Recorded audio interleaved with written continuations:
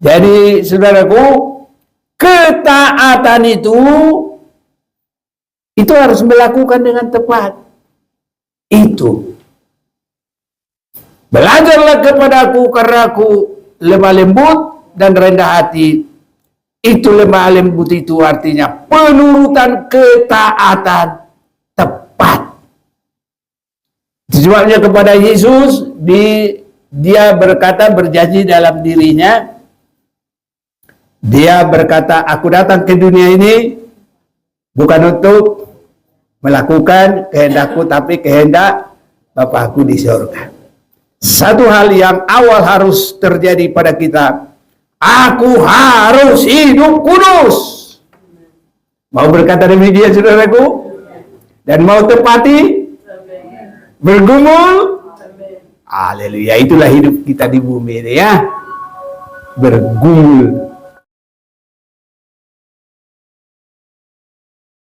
Bersyukur, berterima kasih kepada Tuhan. Tuhan yang maha baik, beri kesempatan bagi kita kembali bersekutu dalam kasih anugerahnya. Saudara-saudaraku, ini yang ketiga kali mengenai karakter dari hamba-hamba Tuhan, pelayan-pelayan Tuhan yang dipakai Tuhan di akhir zaman. Karena pelayanan di akhir zaman adalah mempersiapkan gereja bagi hari kedatangan Tuhan, maka harus karakternya sesuai dengan kehendak Tuhan, dan karakter dan pelayanan harus dari sumber yang benar, sumber bagaikan air, dari sumber air yang baik. Dan sumber air yang baik Tuhan inginkan hanya mengeluarkan semuanya air yang baik, gak bisa campur baur. Kita sudah mendengar dua sifat yang sangat dikehendaki Tuhan dari hamba-hambanya, itulah ketaatan dan rendah hati sesuai dengan apa yang dikatakan oleh Yesus Kristus, karena aku lemah lembut dan rendah hati. Jadi lemah lembut itu artinya mau dibengkok, nggak ada perlawanan, diluruskan, ya diketok untuk tajam, dia tidak ada perlawanan. Ini namanya harus sasarannya selalu tepat kepada keinginan dari pembentuk. Seperti Tuhan diibaratkan adalah yang membentuk, dan pelayan-pelayan Tuhan di akhir zaman adalah bagaikan tanah liat di tangan penjunan. Itu sebabnya saudaraku, kalau kita sudah dengar harus taat dan harus rendah hati, itu sejalan. Maka yang kita akan perhatikan lagi, ketaatan itu harus benar-benar sesuai dengan pembentukan. Kalau bagi hamba harus sesuai dengan penyuruhan, sesuai dengan apa yang dikatakan harus terjadi. Itu sangat penting bagi pelayan Tuhan, dan bukan hanya bagi pelayan Tuhan, bagi semua orang yang ingin untuk masuk hidup yang kekal selama-lamanya. Kalau kita perhatikan penyuruhan yang pertama dalam Alkitab ini, di mana Tuhan sudah melihat semua penduduk bumi ini. Semua penduduk bumi ini sudah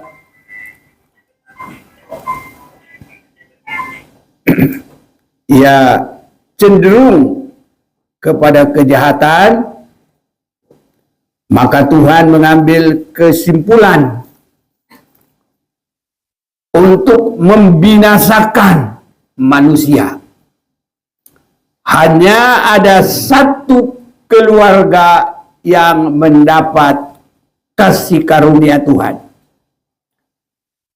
Itu Kejadian 6 ayat yang ke-8. Tetapi Nuh mendapat kasih karunia di mata Tuhan. Maka Tuhan berkata kepada Nuh, Nuh, hendaklah engkau membuat bahtera. Ayat yang ke-14 dari pasal yang tadi, Kejadian 6. Buatlah bagimu sebuah bahtera dari kayu gofir.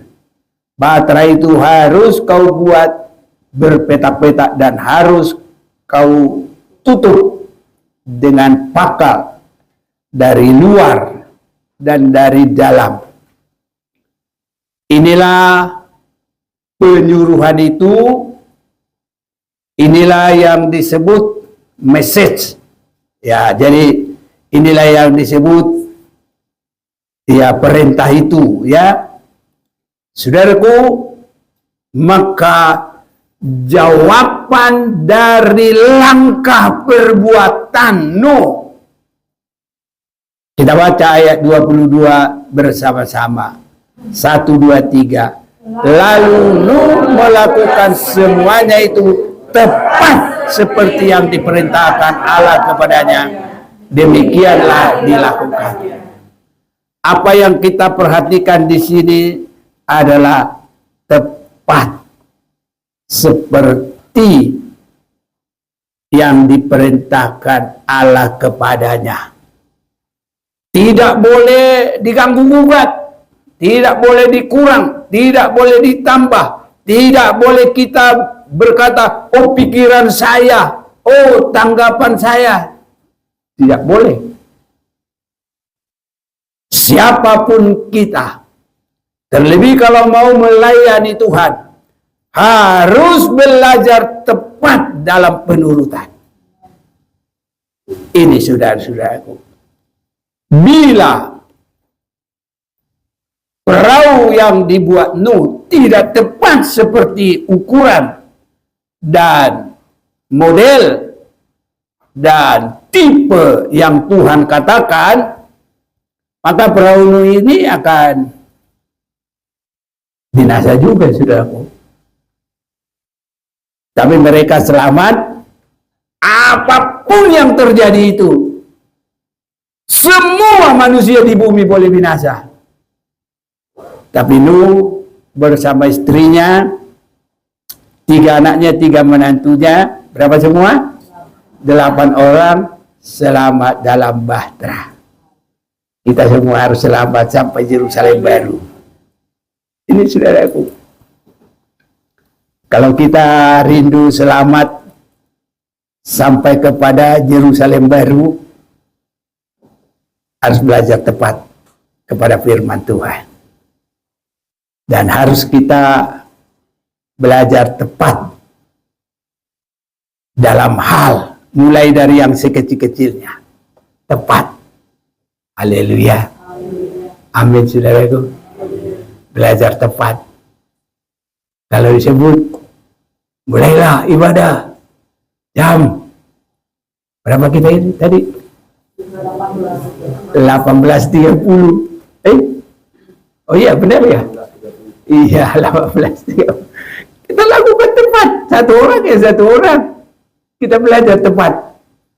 Belajar tepat kepada kesepakatan kita untuk beribadah guna hormat kepada Tuhan. Apalagi yang masih sekolah-sekolah ini belajar tepat. Kalau masuk di sekolah jam 7, datang jam 7, jangan datang jam 8. Sampai di situ jam 8. Semua belajar tepat.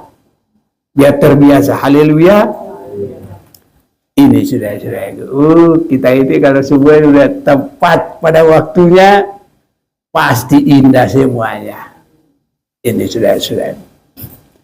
Jadi, karena Nuh membuat bahtera itu tepat, seperti yang disuruh, maka saudara-saudaraku, Nuh itu bisa selamat. Apapun itu yang membuat binasa hebat sampai semua tidak ada yang luput kecuali mereka berdelapan, karena mereka ada di dalam koridor kehidupan yang tepat melakukan firman Tuhan. Itu sebabnya bukan semua orang yang berseru-seru Tuhan masuk ke dalam kerajaan surga hanya. Nah, itu pun melakukan, harus kita pertegas lagi, tepat, jangan melakukan separuh-separuh. Haleluya. Jadi tepat itu klop, gak boleh kurang, gak boleh tambah. Kan begitu dalam penutupan Alkitab kita, Wahyu 22 ayat yang 11, ya kan? Jangan kamu tambah, jangan kamu kurang, jangan dikorupsi. Harus tepat, belajar tepat. Amin. Ini sudah, ya kalau sudah begini nih harapan ini. Jadi pelayan-pelayan Tuhan yang diberkati Tuhan, sampai kepada kehidupan-kehidupan yang diberkati Tuhan di sini. Kita dapat berkat 2 kali ganda. Habis di sini ke Yerusalem baru. Amin. Haleluya. Ya. Jadi saudaraku, ketaatan itu harus melakukan dengan tepat. Itu. Belajarlah kepadaku karena aku lemah lembut dan rendah hati. Itu lemah lembut itu artinya penurutan ketaatan tepat. Sebabnya kepada Yesus, dia berkata, berjanji dalam dirinya, dia berkata, aku datang ke dunia ini bukan untuk melakukan kehendakku, tapi kehendak Bapakku di surga. Satu hal yang awal harus terjadi pada kita, aku harus hidup kudus. Mau berkata demikian saudaraku? Dan mau tepati? Bergumul? Haleluya, itulah hidup kita di bumi ini ya. Bergumul. Lonceng surga apa itu? Belum ya? Oke, haleluya. Kedua, Musa membuat rumah Tuhan harus tepat. Ini juga adalah menunjuk pembangunan hidup kita sesuai dengan kehendak Tuhan. Di dalam kitab Keluaran pasal yang ke-40 kita akan melihat Keluaran 40 ayat yang ke-16. Dan Musa melakukan semuanya itu tepat seperti yang diperintahkan Tuhan kepadanya. Demikianlah dilakukannya. Semua tokoh-tokoh yang berkenan kepada Tuhan, dia adalah melakukan perintah dengan tepat. Sebabnya kalau di dalam 2 Timotius 2, mana dulu yang tentara? 5 atau berapa? Itulah ya, 2 Timotius 2. Tentara itu juga harus menurut perintah dengan tepat. Apalagi dalam peperangan, kalau salah kode saja bisa saling tembak-menembak, mati semua. Jadi harus tepat semuanya. Perintah harus tepat, kode-kodenya juga harus tepat, sehingga tidak saling tabrakan. Wah, ini saya ada dapat jam tangan ini. Ini kalau sedikit ini nggak cocok, ini gerigi-geriginya ini hancur, ini nggak bisa lagi, dibuang aja. Tapi karena semua berjalan dalam koridor yang tepat, ya nanti nggak tahu berapa puluh tahun dia akan hidup terus. Ini saudaraku, saya masih bisa tepat berjalan, dia akan masih hidup. Jadi kita saudaraku belajarlah tepat, baru berhasil nanti. Kalau yang kuliah berhasil dalam kuliah, yang kerja di situ. Semua ada peraturan. Peraturan nikah, peraturan jemaat Tuhan, peraturan pelayanan, semua belajar tepat. Bahkan dimulai dari perkara yang paling kecil. Setiap perkara yang kecil baru nanti akan meningkat kepada perkara yang besar. Jadi makanya kalau berjanji juga bagus, saudaraku. Contohnya, gampang aja berjanji suami istri. Kita jangan berantamnya sebelum harus minta ampun selesai. Sebelum matahari tenggelam. Udah berjanji aja banyak-banyak, biar bagus nanti. Dan berusaha tepat janji. Semua akan bagus. Haleluya. Makanya kalau belum sepakat, jangan menikah. Tidak seiman, waduh jangan, nanti rusak. Susah nanti tepat. Karena apa? Tarik sana, tarik sini, jadi tarik-tarikan. Itu gak indah, saudaraku. Tapi kalau tepat semuanya, pasti indah. Berjalan dengan aman. Ini. Jadi, banyak nanti kalau kita lihat. Joshua supaya bisa dia jadi pemimpin harus memperhatikan firman Tuhan dan harus melangkah dengan tepat sesuai dengan apa yang dikatakan oleh firman Tuhan. Terlalu banyak nanti kalau kita lihat. Ya, sangat banyak lah ya. Joshua pasal 1. Coba kita baca juga. Kita pendek saja, ada yang bantu. Ayat 7 aja. Atau ya boleh. Ayat 6. Ya boleh. Kuatkan dan teguhkanlah hatimu, sebab engkaulah yang akan memimpin bangsa ini memiliki negeri yang kujanjikan dengan bersumpah kepada nenek moyang mereka untuk diberikan kepada mereka. Hanya kuatkan dan teguhkanlah hatimu dengan sungguh-sungguh. Bertindaklah hati-hati sesuai dengan seluruh hukum yang telah diperintahkan kepadamu oleh hambaku Musa.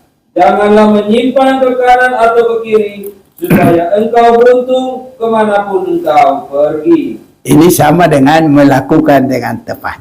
Karena kuatkan hatimu, teguhkan hatimu dengan sungguh-sungguh, bertindaklah hati-hati sesuai dengan seluruh hukum yang telah diperintahkan. Sesuai itu juga artinya sama, tepat. Ini saudaraku. Jadi kalau disuruh harus sesuai. Jangan seperti si Ringgas Naoto. Ini ceritaku ini.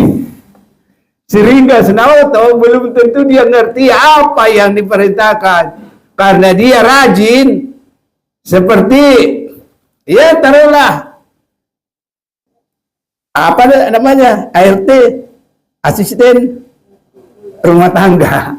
Ya kan?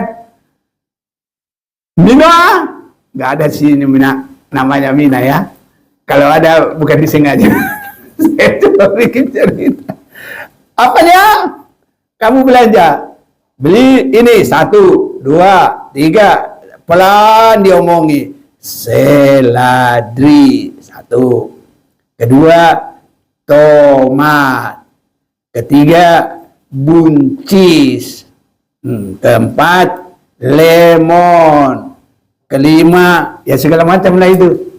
10. Dia belum hafal, gak nulis lagi, lari dia, iya. Bawa keranjang, duitnya diterima. Sampai di sana, belum buka, udah bingung dia. Apa sih tadi? Jadi nggak bisa lagi tepat, saudaraku. Makanya kita dengar firman Tuhan sebanyak mungkin. Tepat. Dan jangan cukup sekali saja. Terus berkali-kali. Baru sehat. Sama dengan artinya memama biak. Tahu memama biak? Sudah dimakan siang-siang, malam-malam dikeluarin, sambil tidur mulutnya ngunyah. Apa sih ini, tidur kok masih bunyi-bunyi? Tahu-tahu itu artinya memama biak. Semua binatang yang tidak memama biak adalah disebut haram. Tapi binatang yang memama biak halal. Itu. Tapi sebelum perjanjian lama begitu. Kalau sudah perjanjian baru apa aja jangan ada yang haram. Itu 1 Timotius 2 atau 4 ya. Jangan katakan haram apa yang sudah dikuduskan oleh Tuhan. Mau baca dulu. Kali perlu ya. Ya boleh baca. Tapi cepat ya. 1 Timotius 4. Mulai dari 1 deh. Coba. Mulai ayat 1. Tugas Timotius dalam menghadapi pengajar sesat. Tetapi Roh dengan tegas mengatakan bahwa di waktu-waktu kemudian ada orang yang akan murtad lalu mengikuti roh-roh penyesat dan ajaran setan-setan oleh tipu daya pendusta-pendusta yang hati nuraninya memakai cap mereka. Mereka itu melarang orang kawin, larang orang makan makanan yang diciptakan Allah, supaya dengan pengucapan syukur dimakan oleh orang yang percaya dan yang telah mengenal kebenaran. Karena semua yang diciptakan Allah itu baik, dan suatu pun tidak ada yang haram jika diterima dengan ucapan syukur. Ya. Sebab semuanya itu dikuduskan oleh firman Allah dan oleh doa. Ya, makanya saya orang Kristen makan BABI tidak salah. Itu masih tepat. Karena sudah tertulis. Aku nggak pikir-pikir loh. Aku nggak berani nanti jadi, oh itu berat itu, jadi nggak tepat nanti. Ya, jadi harus tepat. Jadi kita sudah lihat begitu banyak di Alkitab yang harus tepat. Dan kita kembali 1 Timotius pasal yang ke-6. Coba juga mulai ayat 2b. Ayat yang ke-2b. Ya. Melainkan ajaran 1 Timotius 6. Ayat 2b saja. Ada perikop di atas. Karena ia kurang disegani karena bersaudara dalam Kristus. Ajarkanlah dan nasihatkanlah semuanya ini. Ajarkanlah dan nasihatkanlah semuanya ini. Jika seorang mengajarkan ajaran lain dan tidak menurut perkataan sehat, yaitu perkataan Tuhan kita Yesus Kristus, dan tidak menurut ajaran yang sesuai dengan ibadah kita, ia adalah seorang yang berlagak tahu, padahal tidak tahu apa-apa. Penyakitnya ialah mencari-cari soal dan bersilat kata yang menyebabkan dengki, cira, fitnah, curiga, percekcokan antara orang-orang yang tidak lagi berpikiran sehat dan yang kehilangan kebenaran, yang mengira ibadah itu adalah suatu sumber keuntungan. Memang ibadah itu kalau disertai rasa cukup memberi keuntungan besar. Terus. Sebab kita tidak membawa sesuatu apa ke dalam dunia dan kita pun tidak dapat membawa apa-apa keluar. Asal ada makanan dan pakaian cukuplah. Tetapi mereka yang ingin kaya terjatuh ke dalam pencobaan, ke dalam jerat, dan ke dalam berbagai-bagai nafsu yang hampa, dan yang mencelakakan, yang menenggelamkan manusia ke dalam keruntuhan dan kebinasaan. Karena akar segala kejahatan ialah cinta uang, sebab oleh memburu uanglah beberapa orang telah menyimpang dari iman dan menyiksa dirinya dengan berbagai-bagai duka. Sampai 14. Tetapi engkau, hai manusia Allah, jauhilah semuanya itu, kejarlah keadilan, ibadah, kesetiaan, kasih, kesabaran, dan kelembutan. Bertandinglah dalam pertandingan iman yang benar, dan rebutlah hidup yang kekal. Untuk itulah engkau telah dipanggil, dan telah engkau ikrarkan ikrar yang benar di depan banyak saksi, di hadapan Allah yang memberikan hidup kepada segala sesuatu, dan di hadapan Kristus Yesus yang telah mengikrarkan ikrar yang benar itu juga di muka Pontius Pilatus. Kuserukan kepadamu, turutilah perintah ini dengan tidak bercacat dan tidak bercela, hingga pada saat Tuhan kita Yesus Kristus menyatakan dirinya. Iya, jadi bagi kita harus tepat menuruti semuanya firman Tuhan. Ini saudara-saudaraku, sering sekali iblis menggoda manusia dengan perkara-perkara kesenangan daging, kesenangan dunia, uang, dan semuanya. Apalagi namanya orang kalau sudah cinta uang, itu dicelakakan, itu ditenggelamkan, ya, ke dalam keruntuhan dan kebinasaan. Tidak akan Tuhan menetapkan langkah-langkah orang yang hidupnya berkenan kepadanya apabila ia jatuh. Tapi kalau sudah cinta uang, jatuh terus, nggak bangkit-bangkit kecuali bertobat. Jadi makanya itulah yang membuat orang tidak bisa menurut dengan benar. Karena satu, kemana kau? Wah, baru beli ladang. Baru beli kerbau. Baru menikah. Baru beli rumah. Ya, ada lagi, enggak hanya begitu, yang sudah terang-terangan korupsi, apalagi mencuri, menipu, rentenir, segala macam. Ini saudaraku. Itu sebabnya kalau bagi kita, apalagi pelayan Tuhan di akhir zaman, mari kita belajar tepat, terlebih kepada firman Tuhan. Ya, saudara-saudaraku, supaya bisa tepat, yang pertama kita harus bagaikan sumur yang bersih. Satu sumber kebenaran firman Tuhan. Dari kita harus keluar firman Tuhan yang benar. Itu awalnya. Di dalam Yakobus kita akan baca, saudaraku. Yakobus, ya, suratan Yakobus kita akan membaca dulu pasal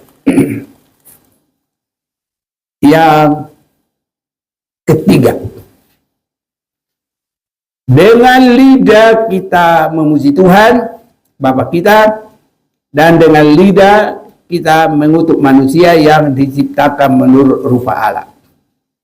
Dari mulut yang satu keluar berkat dan kutuk. Hal ini saudara-saudaraku tidak boleh demikian terjadi. Jadi bagi kita hanya satu yang boleh, berkat, menguatkan, memberitakan firman, harus satu arah. Jangan mengutuki, jangan yang tidak indah, saudaraku. Haleluya. Ini nanti hamba Tuhan yang dipakai Tuhan di akhir zaman. Jangan sampai keluar dua macam. Ya, jadi di sini nanti kita harus perhatikan bagaimana ini supaya boleh terjadi. Adakah sumber memancarkan air tawar dan air pahit dari mata air yang sama? Nah, ini Jadi kita harus jadi sumber mata air yang jernih, yang bersih.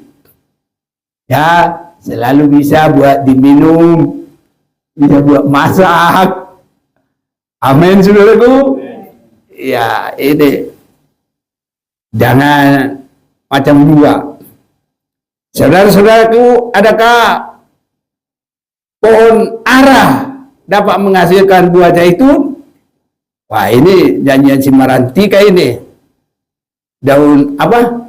Siri berbuah durian apa? Nggak tahu saya, itu janjian si Marantika.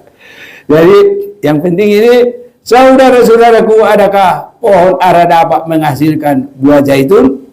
Dapat? Tidak.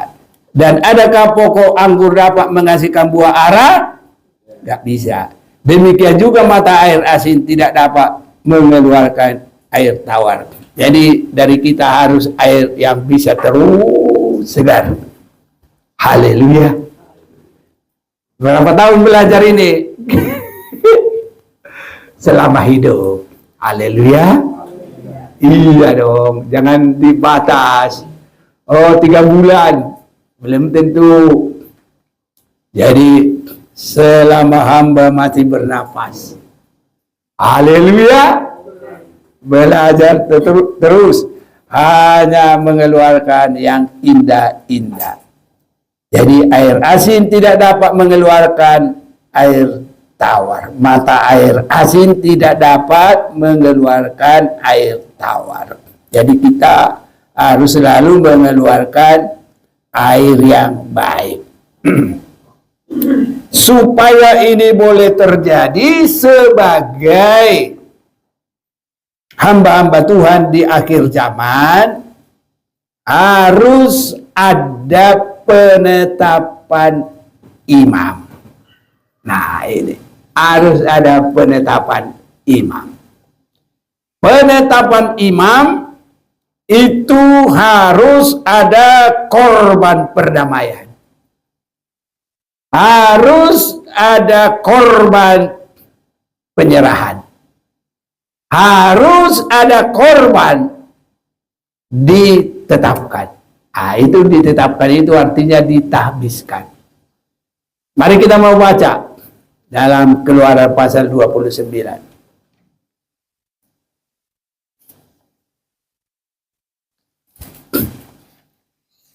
Ada yang baca boleh? Tolong mulai satu deh.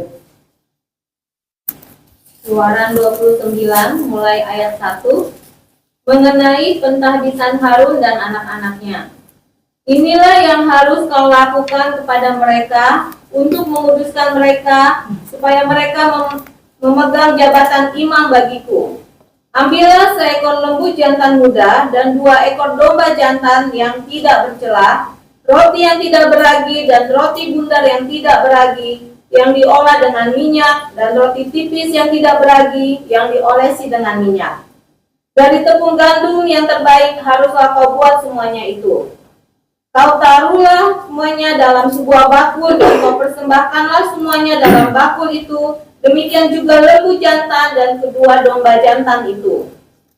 Lalu kau suruhlah Harun dan anak-anaknya datang ke pintu kemah pertemuan, dan haruslah engkau membasuh mereka dengan air. Kemudian kau ambillah pakaian itu, lalu kau kenakanlah kepada Harun kemeja, gamis, baju efod, dan baju efod serta tutup dada. Kau kebatkanlah sabuk baju efod kepadanya. Kau taruhlah sorban di kepalanya, dan jamang yang kedua kau bubuh pada serban itu. Terus. Sesudah itu kau ambillah minyak urapan dan kau tuang ke atas kepalanya dan kau urapilah dia. Kau suruhlah anak-anaknya mendekat dan kau kenakanlah kemeja-kemeja itu kepada mereka. Kau ikatkanlah ikat pinggang kepada mereka kepada Harun dan anak-anaknya, dan kau lilitkanlah destar itu kepada kepala mereka, maka merekalah yang akan memegang jabatan imam. Itulah suatu ketetapan untuk selama-lamanya. Demikianlah engkau harus mentahbiskan Harun dan anak-anaknya. Ini pentahbisan supaya mereka memulai bagaikan sumur yang hanya mengalirkan air yang jernih. Amin, saudara. Ya, ini permulaannya. Jadi ada kita lihat semua di situ apa yang diperbuat sampai kepada pakaiannya, termasuk minyak urapan. Ya, jadi permulaan minyak urapan itu ayat 7, sesudah itu kau ambillah minyak urapan dan kau tuang ke atas kepalanya dan kau urapilah dia. Itu menetapkan. Jadi apa dia? Ya, jadi minyak urapan itu minyak penetapan. Makanya kalau untuk kesembuhan itu namanya minyak oles. Pernah baca di dalam Yakobus, dipanggillah tua-tua itu, diambillah minyak. Yakobus berapa?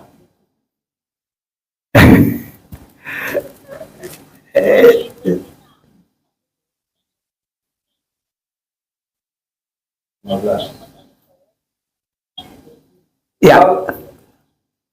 Yakobus 5:13. Ya. Kalau ada seorang di antara kamu yang menderita, baiklah ia berdoa. Kalau ada seorang yang bergembira, baiklah ia menyanyi. Kalau ada seorang di antara kamu yang sakit, baiklah ia memanggil para penatua jemaat supaya mereka mendoakan dia serta mengolesnya dengan minyak dalam nama Tuhan. Iya, jadi banyak orang asal ngomong juga.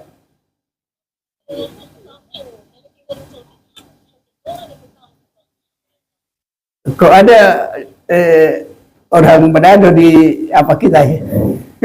Tersambung sama orang lain ya?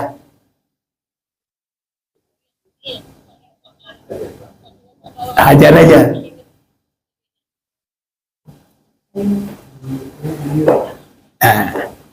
Ada campur dengan orang Manado. Udah ya, baik. Jadi tidak boleh asal-asal ngomong. Kalau untuk orang sakit disebut minyak oles, jangan bilang minyak urapan. Minyak urapan menetapkan di dalam sesuatu hal. Ya, jadi ini adalah minyak urapan untuk penetapan pelayan Tuhan.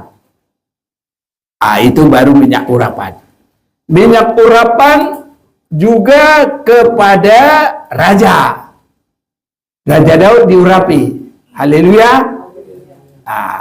Jadi orang yang asal-asalan, yang sakit juga diurapi. Diurapi untuk apa? Iya, ini saudaraku ya. Jadi di sini sudah dipersiapkan imam-imam supaya diurapi. Jadi Yakobus 5 tadi ayat 13, kalau yang sakit jangan bilang minyak urapan. Bilang aja minyak oles. Ambil dulu minyak biar kita oles dia dengan minyak tepat Alkitabiah. Kalau kita bilang minyak urapan, diurapi untuk apa? Iya. Jadi harus semakin terarah, semakin mengerti, dan semakin tepat. Saudara-saudaraku ya, baru penggunaan supaya benar-benar hamba Tuhan yang sumber dari air yang benar, atau artinya pengajaran yang mempersiapkan gereja kepada hari kedatangan Tuhan. Ayat 10 sampai dengan 14, itulah arti daripada lembu. Oke, ada yang bau baca?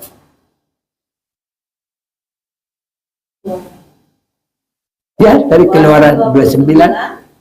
Mulai ayat 10. Ya. Kemudian haruslah kau bawa lembu jantan itu ke depan kemah pertemuan. Lalu haruslah Harun dan anak-anaknya meletakkan tangannya ke atas kepala lembu jantan itu. Haruslah kau sembelih lembu jantan itu di hadapan Tuhan di depan pintu kemah pertemuan.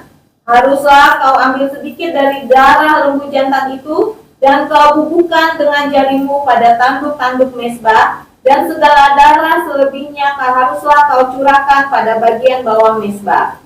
13. Kemudian kau ambillah segala lemak yang menutupi isi perut, umbai hati, kedua buah pinggang, dan segala lemak yang melekat padanya, dan kau bakarlah di atas mezbah. Tetapi daging lembu jantan itu, kulitnya dan kotorannya haruslah kau bakar habis dengan api di luar perkemahan. Itulah korban penghapus dosa. Iya. Jadi harus ada 3 korban. 1, korban lembu jantan. Dan itu artinya adalah korban penghapus dosa. Biar jelas, bersama-sama kita baca 14. 1, 2, 3. Tetapi daging lembu jantan itu, kulitnya dan kotorannya haruslah kau bakar habis dengan api di luar perkemahan. Itulah korban penghapus dosa. Jadi korban penghapus dosa itu juga sama dengan arti korban perdamaian. Haleluya. Apa di dalamnya kita ini? Sebelum melayani, harus ada dalam kehidupannya, saya mau hidup benar di hadapan Tuhan. Ini jadi harus ada korban lembu muda. Haleluya. Jangan asal melayani. Ada pelayan-pelayan pimpin pujian, habis melayani merokok di situ. Ih. Kalau dilihat orang, ya baru pimpin pujian udah merokok dia. Ada lagi di sono, baru pimpin pujian udah ganti nyanyinya. Dikode tuak sambil minum tuak, lisoy lisoy. Kadang nyanyi gereja, salibnya Allah mahkota bumi inang musik. Tapi bukan di sini. Makanya begitu saudaraku, harus tunjukkan sebagai hamba Tuhan. Ya, sudah ada korban perdamaian. Haleluya. Jangan asal melayani, belum ada korban perdamaian, tampil. Jadi ini seandainya pun sudah melayani, ya udahlah kita perbaiki aja lah saudaraku, ya. Karena harus diawali dengan korban penghapus dosa, korban perdamaian. Ini supaya kita ini sumber yang menghidupkan. Tidak mungkin dari sumur yang kotor keluar air yang bersih. Makanya harus ada korban penghapus dosa. Jadi nggak boleh asal-asal melayani. Belajar teologi boleh, karena teologi itu teos Tuhan, logia itu logis adalah pengetahuan. Setan sangat mengerti tentang Tuhan. Itu sebabnya dia ingin menyamakan diri. Jadi teologi adalah pengetahuan tentang Tuhan. Tapi penyerahannya kayak apa? Kalau dia belum berdamai dengan Tuhan untuk mau hidup kudus, teologi boleh jalan, tapi nanti bisa jadi anggota iblis semua. Pintar-pintar, tapi tidak ada penyerahan kepada Tuhan. Amin, saudaraku? Bisa? Bisa tangkap? Bisa ngerti? Jadi makanya di dalam Tuhan itu 2 hal. Teologi ya, pengertian rohani harus dalam. Teologi pengetahuan, dan itu terbatas. Itu hanya di otak, nggak mungkin di otak, dia nggak mau. Padahal Tuhan itu terlalu banyak yang tidak bisa terpikirkan manusia. Haleluya. Harus diterima dengan rohani dan harus diterima dengan iman. Haleluya. 5 roti aja 2 ikan dimakan 5.000 orang. Ayo, bisa enggak? Hanya teologi, hanya pengetahuan tentang Tuhan. Orang nanti bilang, Sulap kali. Dia bilang gitu. Padahal 5 roti 2 ikan dimakan 5.000 orang, masih lebih berapa? Bisa enggak? Bisa enggak?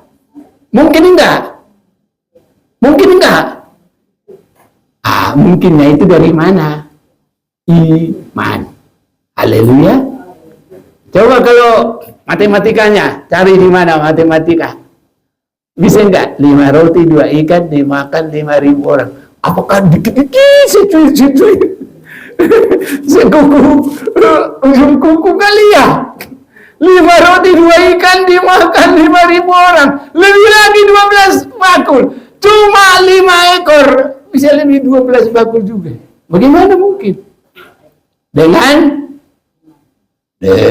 imanku. Haleluya. Jadi teologi itu gak cukup. Makanya harus benar-benar dengan rendah hati. Alami korban perdamaian. Baru kita menjadi sumur yang baik. Dan dari pengertian teologi, tapi juga dengan kerohanian yang sangat benar. Haleluya. Inilah saudaraku. Orang bisa teologi S1, S2, doktor lagi.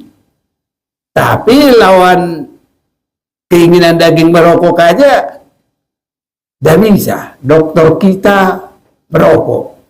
Kadangkala dokter kita marmitu di kulit tuak. Bisa enggak?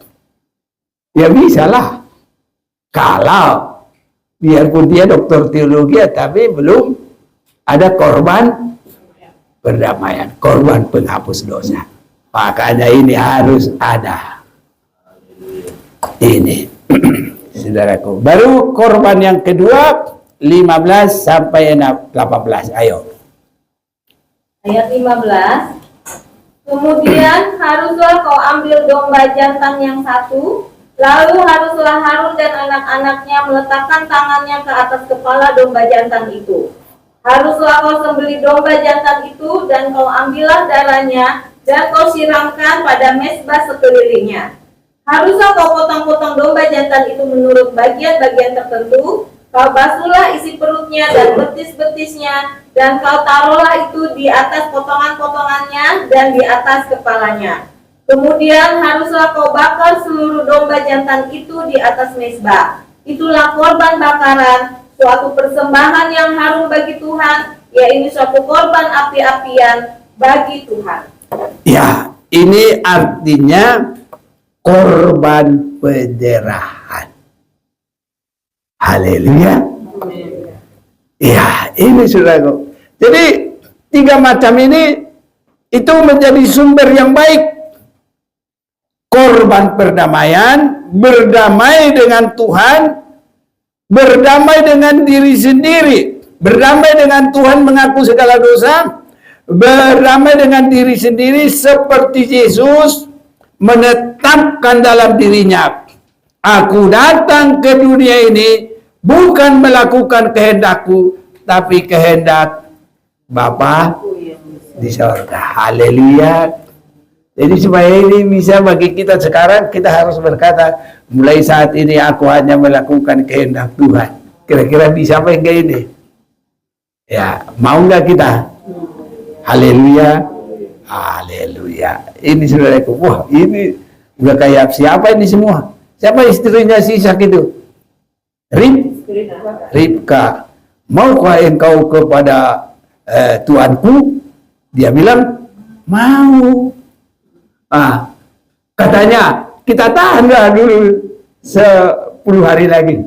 Jangan tahan aku untuk pergi kepada Raja Batak, rajaku. Jadi dia benar-benar rindu. Jadi kita ini harus benar-benar rindu kepada segala kehendak Tuhan. Ini saudaraku, korban penyerahan. Jadi harus semakin nyata dalam diri kita. Aku ini harus benar-benar mau hidup suci. Nah, itu dari diri kita. Saudaraku sudah pernah melakukan hal seperti itu? Atau sudah mengerti atau belum? Sekarang udah ngerti kan? Amin. Ya. Dan maukah kita melakukannya? Apakah janji kita sekarang? Mulai saat ini aku mau hidup kudus. Haleluya. Mulai saat ini saya mau melakukan kehendak Tuhan. Amin. Mulai saat ini biar aku harus menjadi hamba Tuhan. Bikinlah yang banyak-banyak supaya nanti berkatnya banyak-banyak. Dan itu semua menentukan berkat kita nanti. Yang tidak melakukan gak dapat apa-apa. Jadi yang artinya berjuang untuk mendapatkan 10 kota, dia akan menguasai 10 kota, itu artinya manusia akan menerima sesuai dengan perbuatannya, baik atau jahat. Baik atau jahat seseorang adalah dari penyerahan diri. Kita kan sudah sering baca 2 Korintus 5 ayat 10. Tapi untuk masuk di situ mungkin kita belum mengerti. Tapi sekarang dulu ku tak apa? Tapi sekarang ku mengerti. Ada. Iya, itu apa? Itu. Jadi dulu kita belum mengerti. Baca dulu 2 Korintus 5 ayat 10. 2 Korintus 5 ayat 10. Sebab kita semua harus menghadap tata pengadilan Kristus, supaya setiap orang memperoleh apa yang patut diterimanya sesuai dengan yang dilakukannya dalam hidupnya ini, baik ataupun jahat. Ya, semua orang akan menerima sesuai dengan perbuatannya, baik atau jahat. Perbuatan kita yang baik itu dari kita tadi. Mulai korban perdamaian, baru korban penyerahan. Aku harus mau berbuat ini, aku harus mau melakukan firman Tuhan, aku harus mau ini. Sesuai dengan penyerahannya, Tuhan akan memberkati dia. Amin. Ini saudara-saudaraku. Kiranya semua mengerti, yang muda-muda juga mengerti, semua diberkati oleh Tuhan. Jangan pikir nanti dapat apa-apa di sana, tidak. Tadi buah ara tidak boleh menghasilkan banyak itu. Jadi artinya juga nggak boleh kita manen yang ditanam oleh orang lain. Semua harus tanaman kita yang kita panen. Karena apa? Semua akan menerima sesuai dengan perbuatannya. Apalagi kalau jahat, langsung masuk di mana? Hukuman yang kekal. Tapi tidak ada yang mau dihukum yang kekal ini. Makanya saya senang Tuhan kasih kesempatan. Saya bersyukur. Mulai tahun 65 itu, walaupun saya belum sempurna, saya akui itu. Tapi saat itu saya sudah, oleh karena bimbingan Tuhan, tidak ada yang ngajari saya. Hanya karena saya lihat pada saat itu terlebih G30S. Ya. Apa itu G30S? 30 September. Apa yang terjadi? Pembunuhan banyak orang di Indonesia. Ada berapa juta nggak bisa dihitung. Banyak. Saya pikir begini, Tuhan, kalau saya mati nanti seperti orang ini, masuk ke neraka Tuhan. Padahal saya itu bukan di rumah, merantau saya sudah. di perantauan lah, di negeri orang. Saya berkata kepada Tuhan dalam hati saya, nggak mengerti saya berkata-kata, pokoknya dalam hati saya, Tuhan, saya tidak mau lagi berbuat dosa mulai sekarang. Ya, tapi Tuhan tahu kerinduan itu.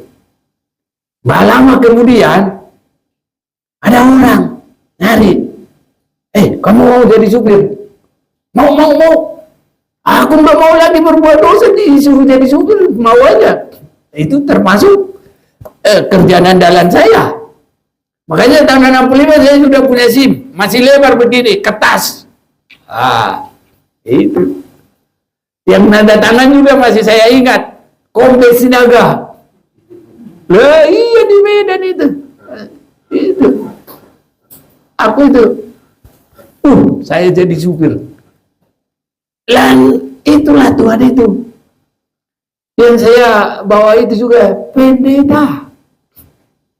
Namanya JL Pardede. Bapaknya SB Pardede. Itu.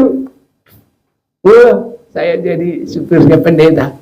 Waktu saya lihat bagaimana kebaktian, kadang kami ya begini nih, nanti habis ini makan semua, marsermon namanya, duduk semua di tikar, turun sampai pagi jam 5, masih bicara firman Tuhan semua.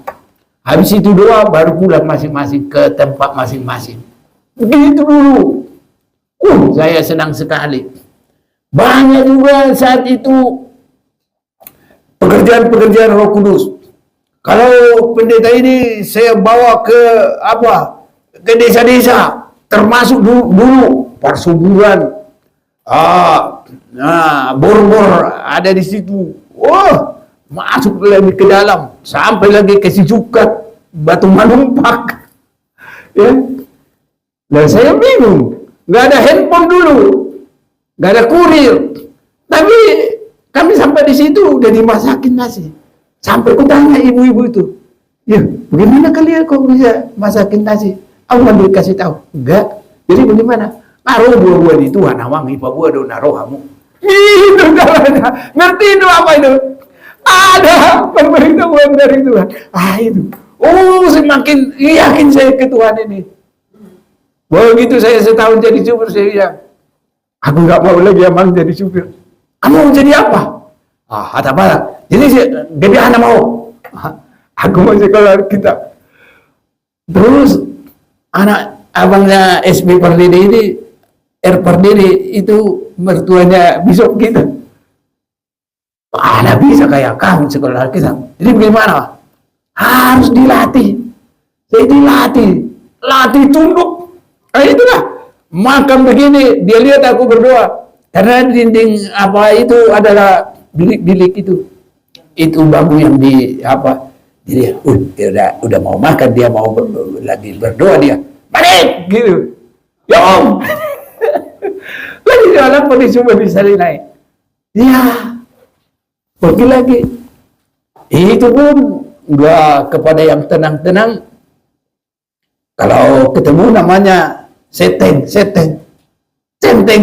di kebun, bisa dikejar-kejar kita karena kita ngambil kayu di situ.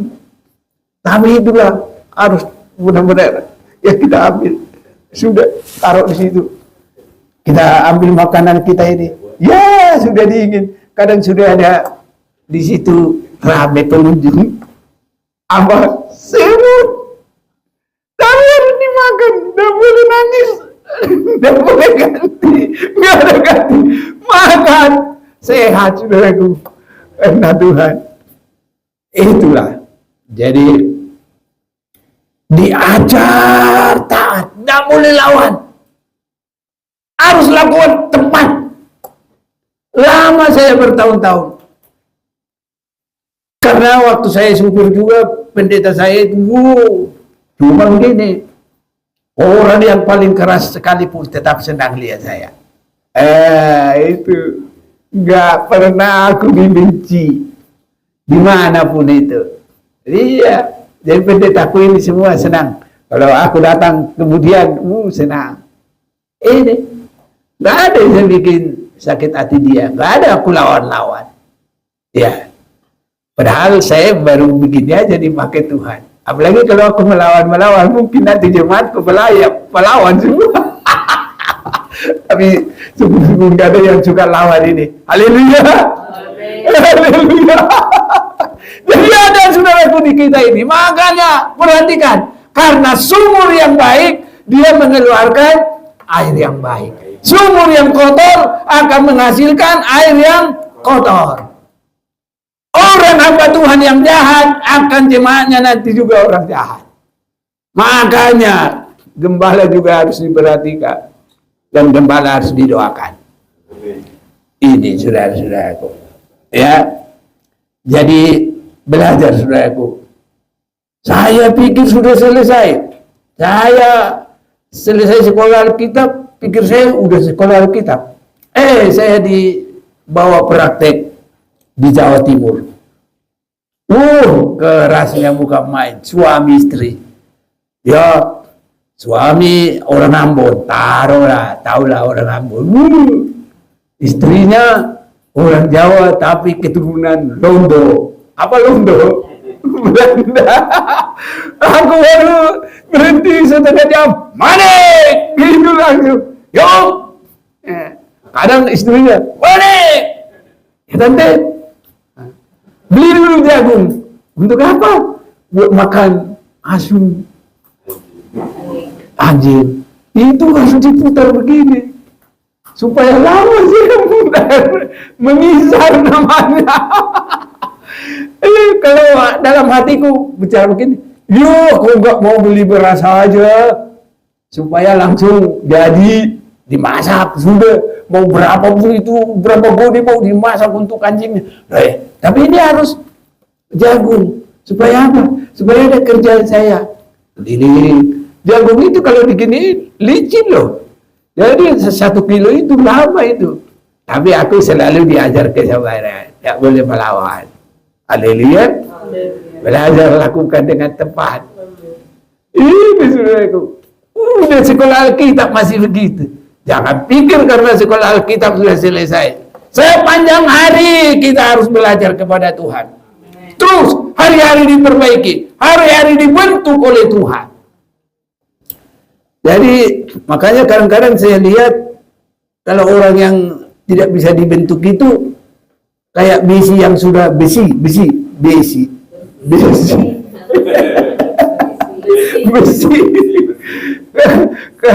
Kalau yang dibentuk itu dicari dulu apa yang bagus, ya itu, baja itu. Kalau itu dibakar pun nggak hancur.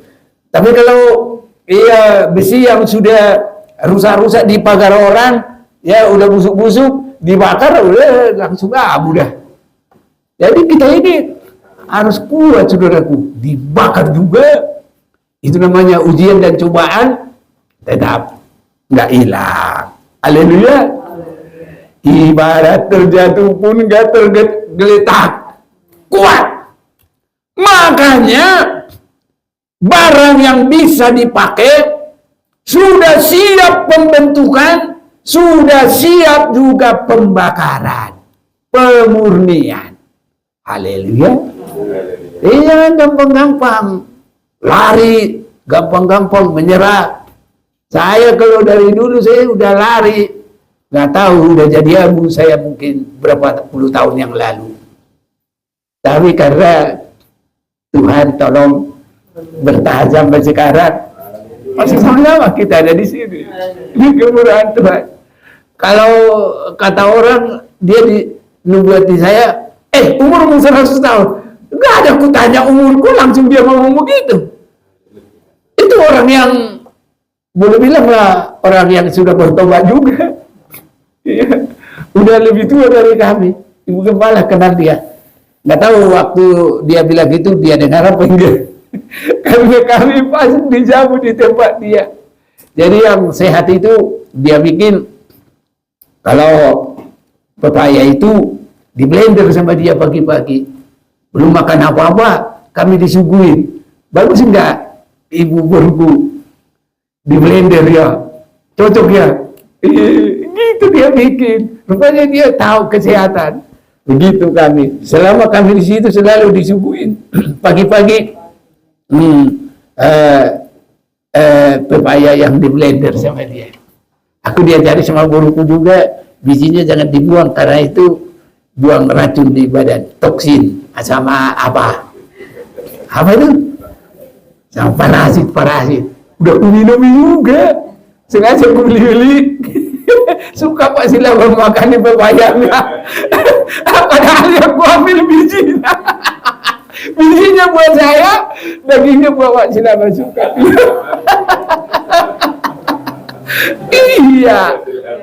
Karena udah lama aku cari-cari. Bagaimana buang toksin dalam badan saya itu? Pas dibilang ibu ruku, wah langsung kulaksanakan. Jadi sekali minum saya 2 sendok gede, cap. Baru aku pakai air, langsung masuk. Enak juga. Enak juga lagu. Iya, jadi itu tadi awalnya kita harus siap dibentuk. Itu tadi sampai ceritanya ke pepaya. Jadi jangan lupa siap dibentuk. Sekarang yang ketiga baru ditetapkan. Itu artinya ditahbiskan. Satu, korban perdamaian pertama dengan Tuhan. Dalam diri kita sudah ada juga penyerahan kita. Jadi berdamai dengan diri sendiri, berdamai dengan Tuhan. Berdamai dengan diri sendiri, kita buat ketetapan dalam diri kita. Mulai sekarang saya harus baik, mulai sekarang harus setia, mulai sekarang saya harus melakukan firman Tuhan. Itu diri kita. Sama dengan Yesus berkata, aku datang ke dunia ini bukan melakukan kehendakku, tapi melakukan kehendak Bapa. Bikin seperti itu, biar diberkati Tuhan. Karena semua akan menerima sesuai dengan perbuatannya. Nah, ini yang ketiga, 19 sampai 22. Keluaran 29 ayat 19. Kemudian haruslah kau ambil domba jantan yang lain, lalu haruslah Harun dan anak-anaknya meletakkan tangannya ke atas kepala domba jantan itu. Haruslah kau sembelih domba jantan itu, kau ambillah sedikit dari darahnya dan kau bubuh pada cuping telinga kanan Harun dan pada cuping telinga kanan anak-anaknya, pada ibu jari tangan kanan dan pada ibu jari kaki kanan mereka. Dan darah selebihnya kau siramkanlah pada mezbah sekelilingnya. Haruslah kau ambil sedikit dari darah yang ada di atas mezbah dan dari minyak urapan itu, dan kau percikanlah kepada Harun dan kepada pakaiannya, dan juga kepada anak-anaknya dan pada pakaian anak-anaknya. Maka ia akan kudus, ia dan pakaiannya, dan juga anak-anaknya dan pakaian anak-anaknya. Sampai 22. Dari domba jantan itu haruslah kau ambil lemaknya, ekornya yang berlemak, lemak yang menutupi isi perutnya, umbai hatinya, kedua buah pinggangnya, lemak yang melekat padanya, paha kanannya, sebab itulah domba jantan persembahan pentahbisan. Persembahan pentahbisan. Haleluya. Apa yang ditahbiskan? Sudah berdamai terlebih dahulu dengan Tuhan dan dengan diri sendiri. Dan sudah ada penyerahan, ditambah lagi haruslah Harun dan anak-anaknya meletakkan tangan ke atas kepala domba. Itu persekutuan dengan yang dikorbankan itu. Haruslah kau sembelih domba jantan itu, kau ambil sedikit dari darahnya dan kau bubuh pada cuping. Apa yang disenangi oleh singa? Kuping dan kaki betis. Jadi orang yang mau dipakai Tuhan harus ditutup dengan korban Tuhan, korban darah Yesus, supaya kita hanya mendengar suara Tuhan, memikirkan firman Tuhan. Biar diolok, biar dihina, jangan sakit hati. Biar apapun itu semua, jangan itu. Biar apapun kata setan, kata iblis, bukan itu. Makanlah buah pohon yang dilarang itu. Bukan, kamu dibohongi. Kalau setan itu memang dia sudah namanya pembohong. Diputar balik. Enggak benar kau mati. Ya memang enggak benar mati badannya. Tapi yang mati apanya? Rohaninya. Sudah mati. Tapi itulah namanya dibohong-bohongi. Jadi kalau telinga kita sudah ditaruh darah, sehingga sudah ditutup dengan perkara-perkara yang tidak berkenan kepada Tuhan. Jadi harus ada darah itu dan ditaruh di cuping. Apalagi? Ibu jari tangan. Keakuan itu jangan dempol ke aku. Dempol hanya kepada Tuhan. Semua anugerah Tuhan. Haleluya. Kita ini nggak ada apa-apanya. Hanya Tuhanlah yang menolong, yang memberkati. Orang kalau belum mati keakuannya, semua sampai tarik kemuliaan, ibadah juga untuk meninggikan diri. Sama dengan apa? Farisi dan ahli Taurat. Sampai berkorban juga untuk dibangga-banggakan. Itu. Tapi kalau sudah ini ditutup darah Yesus, maka kita bilang, aku ini kecil. Gak berarti. Lukas 17 ayat ya. Coba baca deh. Biar tahu kemana artinya. Yuk.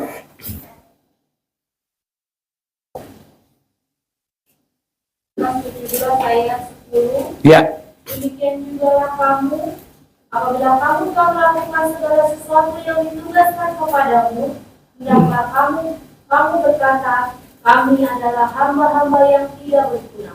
Kami hanya melakukan apa yang harus kami lakukan. Jadi sebaik apapun kita tidak boleh membanggakan diri. Karena kalau ada itu nanti jadi temannya si Lucy. Lucy apa? Lucifer. Dia adalah bapak pembohong dan dia adalah bapak kesombongan. Orang yang sombong akan direndahkan. Yang rendah hati akan ditinggikan. Haleluya. Pilih yang baik. Pilih yang diberkati Tuhan. Terus apalagi tadi? Darah di mana lagi? Ibu jari kaki kanan. Ya. Udah ya. Kau siramkanlah pada mezbah sekelilingnya. Haruslah kau ambil sedikit dari darah yang ada di atas mezbah dan dari minyak urapan itu, dan kau percikan kepada Harun dan kepada pakaiannya. Nah, ini perbuatan kita harus ditandai bahwa itu sudah dibersihkan. Jadi sehingga tingkah laku kita harus dilihat benar dan baik. Haleluya. Jangan sampai orang lihat kita baru keluar dari sini, ya udah macam-macam di luar situ. Apalagi dia bilang, parkir aja 5.000, lari dia itu. Lau tuh saya. Dilihat pintu lagi buka di sana, langsung terus. Jangan saudaraku. Gara-gara 5.000 kita dilihat jadi apa kita? Hilang kita nanti darah Yesusnya. Haleluya. Dimanapun kita harus jadi suratan Kristus. Ini saudaraku. Haruslah kau ambil sedikit dari darah yang ada di atas mezbah dan minyak urapan itu, dan kau percikanlah kepada Harun dan pada pakaiannya. Pakaian itu adalah perbuatan-perbuatan benar dari orang-orang kudus. Itulah kalau sudah diperciki oleh darah Yesus. Dan juga kepada anak-anaknya dan pada pakaian anak-anaknya, maka ia akan kudus, ia dan pakaiannya, dan juga anak-anaknya dan pakaian anak-anaknya. Jadi kita semua, ya, anak-anak rohani. Iya. Jangan hanya anak-anak jasmani, anak-anak rohani. Biar anak jasmani, jangan sampai tidak anak rohani. Yang terutama harus jadi anak rohani, datang kepada Tuhan.